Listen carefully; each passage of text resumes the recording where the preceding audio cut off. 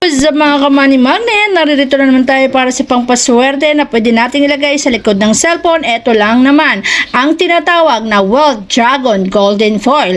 Ang Wealth Dragon Golden Foil ay magpapasok ng malaking kaswertehan sa buhay mo sa ngayong 2024. Kaya pagsalubong pa lamang ng bagong taon, ay ilagay mo na to sa likod ng iyong cellphone. Ang Wealth Dragon na yan ay kulay red, kung saan isa sa maswerteng kulay sa taong 2024 ay kulay red. At kapag ito ay nasa likod ng cellphone mo, magpapasok po yan ang kaperahan sa buhay mo sa buong taon. Sasabayan mo rin to ng 50 pesos. Okay? Kailangan kita po ang mukha.